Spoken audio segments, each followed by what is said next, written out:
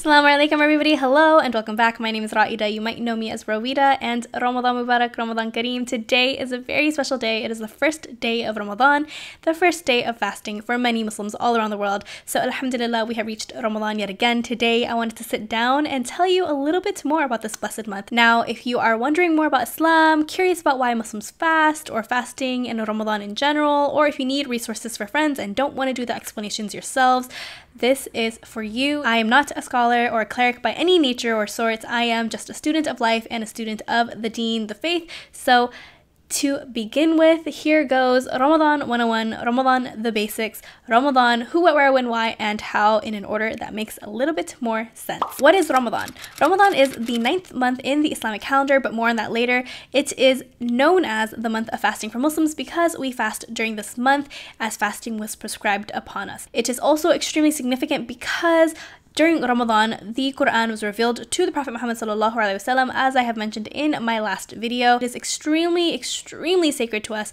and this month is a very powerful month to us as Muslims to reconnect with our faith and spirituality. When is Ramadan? Ramadan is the 9th month in the Islamic Hijri calendar, but that does not mean it falls on the same day or month in the Gregorian calendar every single year. Rather, it falls back about 11 days because the Islamic calendar runs with the phases of the moon, so with every new moon is a new month. But that means that we are about 11 days shorter than the typical Gregorian calendar, meaning that Ramadan is earlier every single year. Where are people observing Ramadan? Ramadan is observed all over the world, as there are Muslims all over the world. So you may know somebody in your office, in your school, apartment block, down your street, in your home even, who is observing Ramadan. Whatever the case is, be supportive, be their ally, stand in solidarity with your Muslim brothers and sisters. Why? Why do Muslims fast? Why is Ramadan important? Now, I mentioned earlier that Ramadan is extremely significant to Muslims because it is the month in which we fast as was prescribed upon us, meaning we fast for Allah and Allah alone. But Ramadan is also very significant to us because that is when the Quran was revealed. So it is a very important time of year for us as Muslims, and it is a time that we believe that the shayateen, the devils, are chained up in hell. So it's really a time in which we are battling our own nafs, our own desires, because we fast, and so we are truly learning humility and to be humble, and this instills in us the spirit of like oneness with our ummah, with our communities, with those who have less than us too. And it is a test in and of itself to better ourselves. It is an exercise of restraint in order to remind us of human frailty and the relationship that we should have with our Creator. Who fasts? Now, it's easy to have a broad sweeping notion that all Muslims fast, but that is not true. There are 4 conditions in which if fulfilled, fasting becomes obligatory upon a person. And the first condition is that you are Muslim. The second is that you are of age, meaning that you have hit puberty and you are sane or conscious of your decisions and able to make them yourself. And lastly, that you are healthy or able to fast. Good morning, sunshine. Assalamualaikum. Are you good?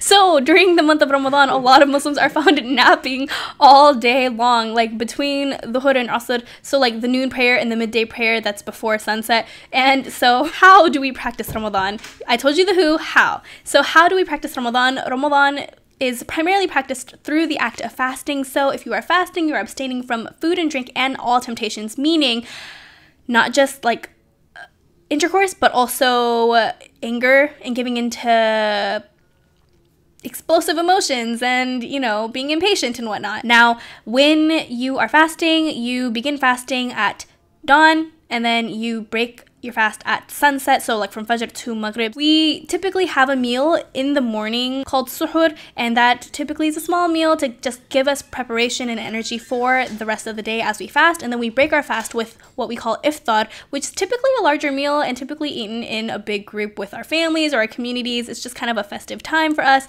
And so between suhoor and iftar, a lot of people are found sleeping or resting so that they can do their worship afterwards, because after we do iftar during Isha time, so the night prayer, we have extended night prayers that are called tarawih prayers, which I like to call extra credit when I'm explaining it to others. And at the end of Ramadan is Eid al-Fitr, which is the end of Ramadan, the first day of the month right after Ramadan, and that is a celebratory day. We are not fasting on that day, and we come together to pray and feast together, and it is just a really, really, really, really important time for us to come together as a community yet again, and it's just a really festive time. If you have any other questions, please leave them down in the comments below. I'm not a scholar or a cleric, like I said before, but I would love to help you find resources that can guide you to more information and that I can learn from too. So inshallah khair, I hope that this was beneficial to you. I know I talked really fast and I started getting nervous because people started waking up and I was the only person awake. Yep, I'm gonna edit this now and hopefully get this out before we break fast. Assalamu alaikum wa rahmatullahi wa barakatuh. Goodbye.